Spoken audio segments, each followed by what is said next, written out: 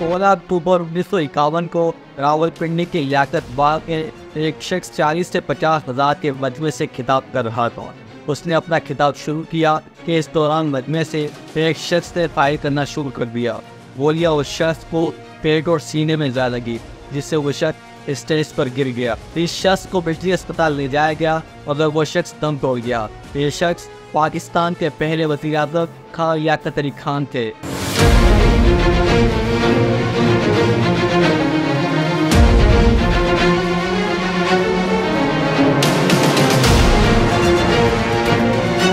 भरे मजमे में पाकिस्तान के पहले वज़ीर-ए-आज़म लियाकत अली खान को दिन दिहाड़े हज़ारों लोगों की मौजूदगी में कत्ल कर दिया गया था।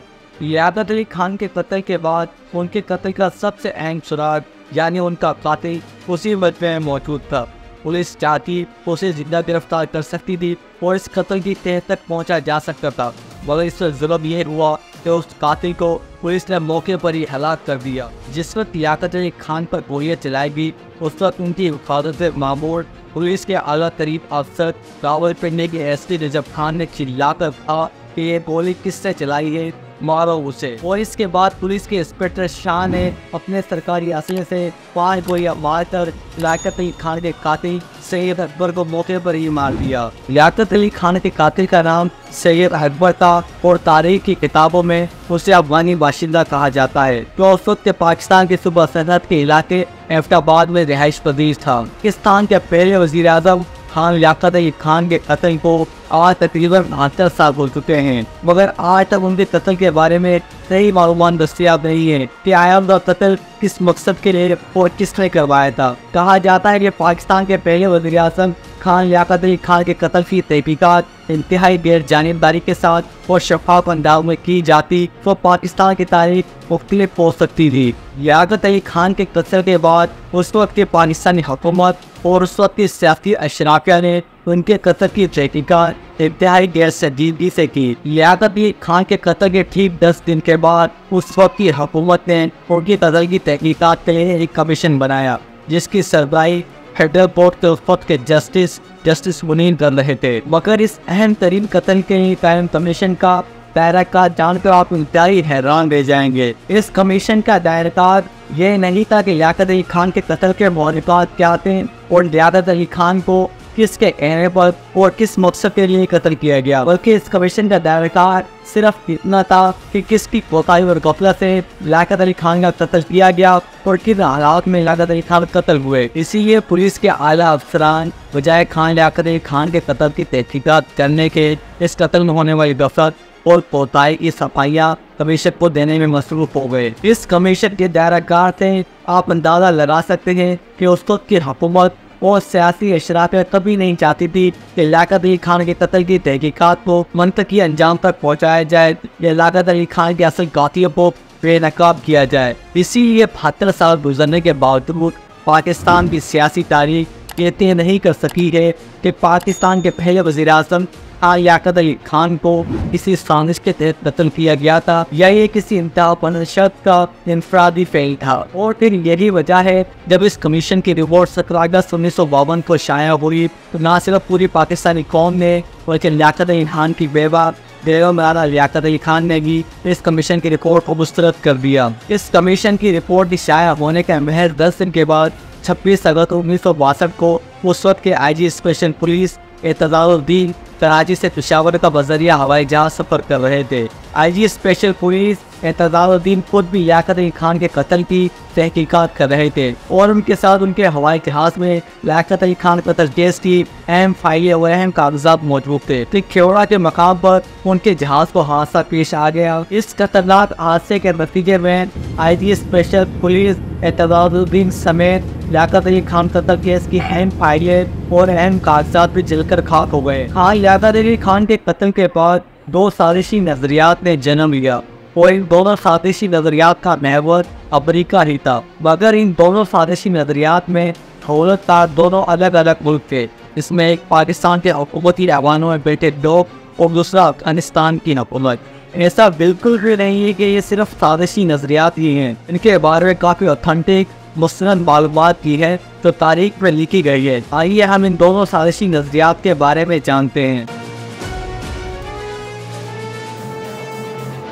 1950 की दहाई में अमेरिका कोरिया की जंग में फंसा हुआ था। उस वक्त अमेरिका एक बड़ी और आर्मी ताकत था और उस वक्त के अमेरिका के सदर ट्रूमैन थे। ट्रूमैन इंतजामिया को अपने ही मुल्क में कांग्रेस से शदीद सवालात का सामना था और उन पर शदीद नुक्ताचीनी हो रही थी। कांग्रेस मुसलसल ट्रूमैन इंतजामिया को यह कहकर निशाना बना रही थी कि इस जंग में अमेरिका को शदीद माली और जानी नुकसान हो रहा है और इस जंग में एशियाई ममालिक की हिमायत या एशियाई ममालिक का किरदार इंतहाई कम है। इसी सिलसिले में अमेरिकी वज़ीर ख़ारजा HC ने पाकिस्तान में अमेरिकी सफ़ीर वान को पाकिस्तान के वज़ीर आज़म लियाकत खान से मुलाकात करने का ख्वाब और उनके सामने सारी बातें रखने का कहा।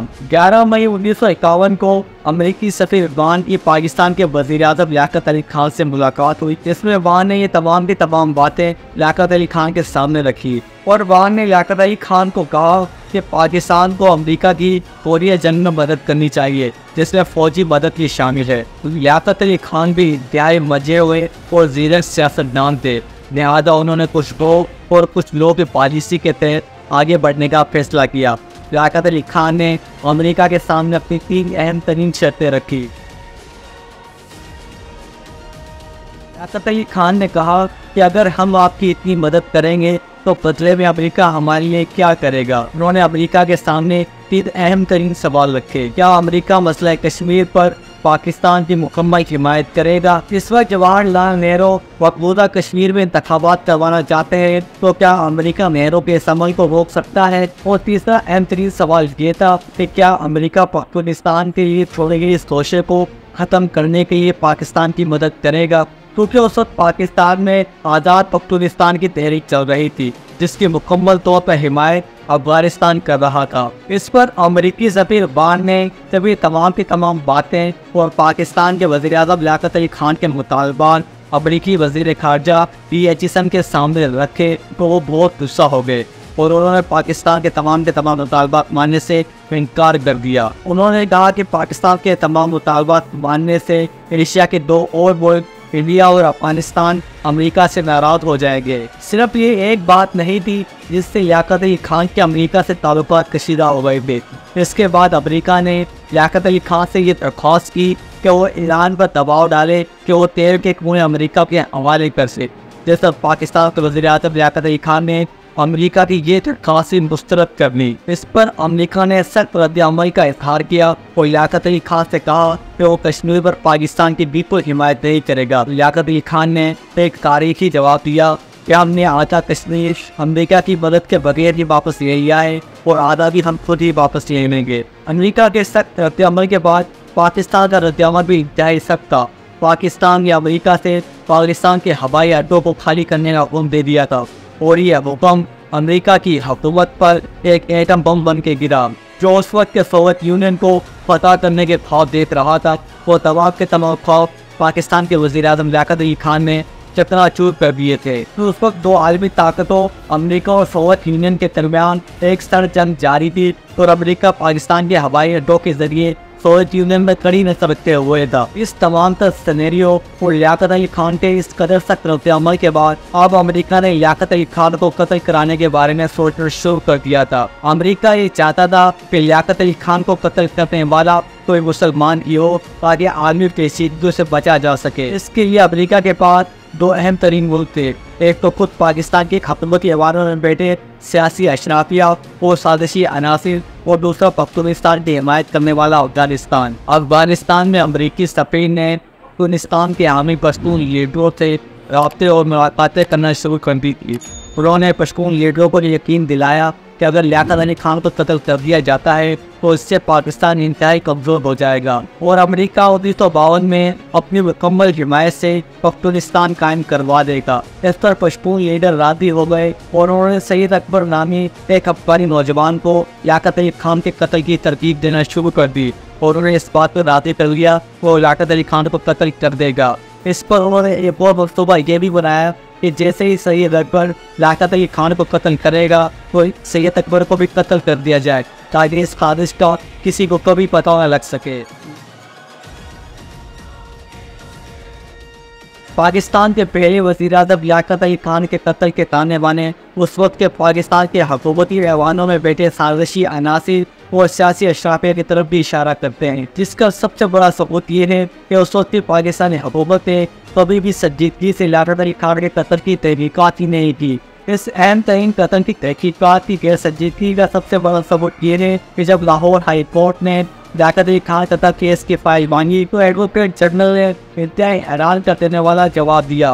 उन्होंने कहा कि लियाकत अली खान के कत्ल की फाइल गुम हो गई है। लियाकत अली खान के कत्ल के बाद पाकिस्तानी अवाम उस वक्त की हुकूमत से भरपूर सवाल करती रही, मगर पाकिस्तानी हुकूमत की तरफ से कभी उन सवालात के संजीदगी के साथ जवाबात नहीं दिए गए। और फिर 16 अक्टूबर 1954 को तो लियाकत अली खान की अहलिया बेगम रियाना लियाकत अली ने भी एक बयान जारी किया, जिसमें उन्होंने इंतहाई अहम तरीन सवालात उठाए। एक ऐसे मौके पर जब लियाकत अली खान एक अहम पॉलिसी बयान देने वाले थे और अपनी मकबूलियत की इंतहा पर थे, तो उन्हें क्यों कत्ल कर दिया गया? कातिल को ऐसे मौके पर जो वो बेबस हो चुका था क्यों हलाक कर दिया गया? कातिल सैयद अकबर पर गोली चलाने वाले पुलिस एहलकार को सजा देने के बजाय तरक्की क्यों दी गई? वतन अजीज पाकिस्तान में चंद अहम और बाअसर अफराद लियाकत अली खान को अपने रास्ते से क्यों हटाना चाहते थे? कायदे आज़म की शख्सियत और इनके नाम को बाद अहम मामलात में क्यों नज़रअंदाज किया जा रहा था? और इन तमाम सवालात के जवाब अभी तक आवाम को फराहम क्यों नहीं किए जाते?